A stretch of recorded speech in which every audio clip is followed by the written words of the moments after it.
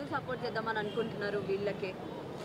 GO 46 బాధితులు election ముందు నుంచే చాలా తిరుగుతున్నారు. వాళ్ళు మాకు బీఆర్ఎస్ ప్రభుత్వం అన్యాయం చేసింది, మెరిట్ స్టూడెంట్లకు జాబులు రావట్లేదు, హైదరాబాద్ సరౌండింగ్లో ఉన్న ఆంధ్ర సెటిలర్స్కు వాళ్ళు 1 to 7 వరకు బోనఫైడ్ తెచ్చుకొని ఇలా వాళ్ళే జాబులు కొట్టుకపోతున్నారు. మేము తెలంగాణ విద్యార్థులం కాదా, మేము వేరే రాష్ట్రం లోకల్ అవుతున్నాం, మేము నాన్ లోకల్ అవుతున్నాం అని చెప్పేసి వాళ్ళు దాదాపు 1 year నుంచి ధర్నాలు రాస్తారోకలు చేస్తూ ఉంటే ఆ బీఆర్ఎస్ పార్టీ పట్టించుకోకపోతే వాళ్ళు చేసిన అన్యాయానికి బుద్ధి చెప్పాలని చెప్పేసి వీళ్ళు ఊరూరా తిరుగుతూ కాంగ్రెస్ పార్టీకి ఓటేయమని చెప్పేసి కాంగ్రెస్ పార్టీని అధికారంలోకి తెచ్చుకున్నారు జీవో 46 అభ్యర్థులు.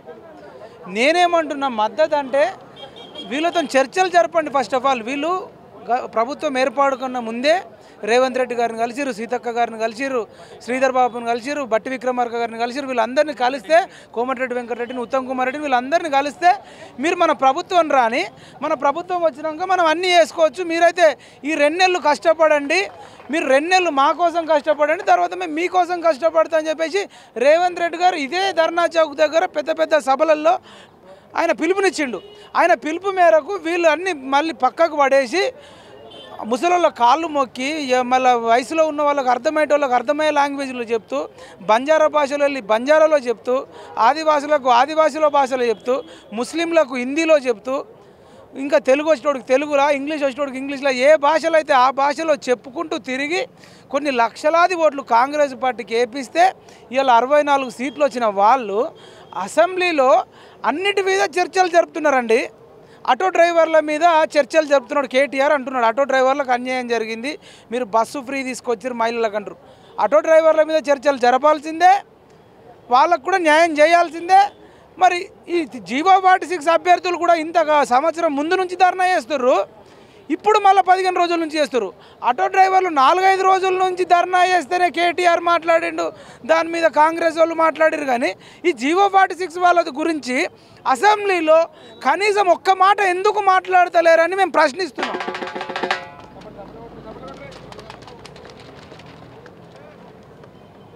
అంటే అన్న నార్మల్గా ఇప్పుడు చూసుకున్నా కూడా ఈ జీవో 46 ఏదైతే ఉందో వీళ్ళందరినీ ఇన్స్టిట్యూట్ వాళ్ళు రెచ్చగొడుతున్నారు అని అంటున్నారు అన్న. ఎందుకంటే వీళ్ళు ఇన్స్టిట్యూట్లో వెళ్ళి మొత్తం కోచింగ్ తీసుకొని ఇప్పుడు వీళ్ళకి ఇంత వచ్చినా కూడా ఎవరో రెచ్చగొడితేనే వీళ్ళు ఇంత చేస్తున్నారని అంటున్నారు అన్న. దీనికి సమాధానం ఏంటి?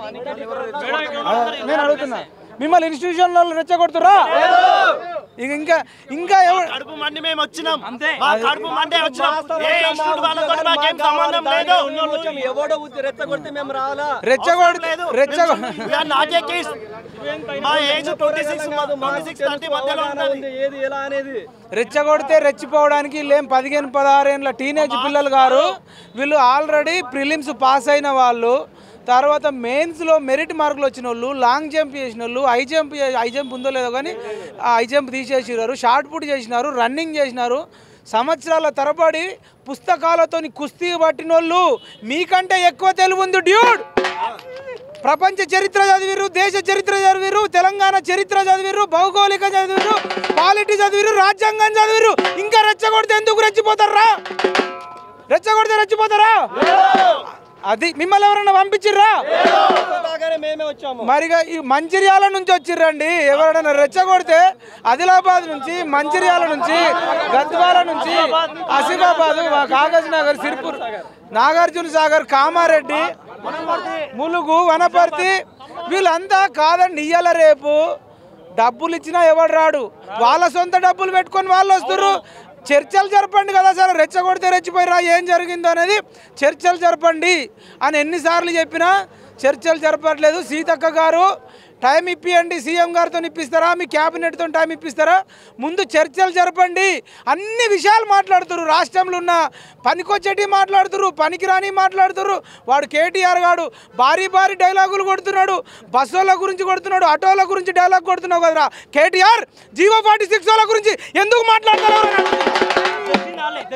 ఓ 6 అడుగుల బుల్లెట్ హరీష్ రావు, 6 అడుగుల బుల్లెట్ హరీష్ రావు బ్రహ్మాండంగా ఉంది తెలంగాణ, నంబర్ 1 తెలంగాణ అంటున్నావు కదా.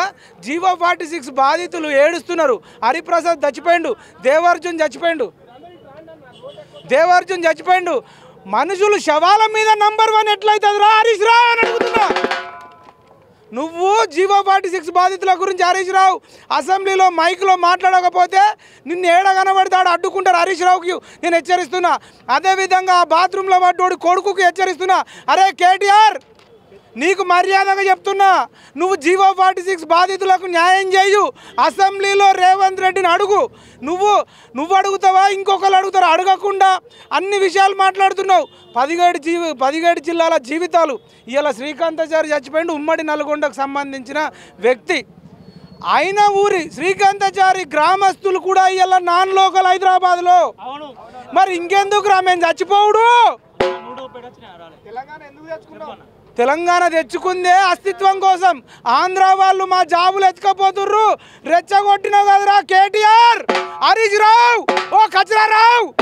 ఆంధ్రలో ఎత్తుకపోతురు అన్నారు కదా ముచ్చానా కొడుకులరా, వాళ్ళు ఎత్తుకపోలే. ఇలా జీవో 46 తీసుకొచ్చి 1 నుంచి 7వ తరగతి వరకు బోనఫైడ్ తెచ్చి 1 నుంచి 7వ తరగతి వరకు బోనఫైడ్ ఉంటేనట వాడు లోకల్.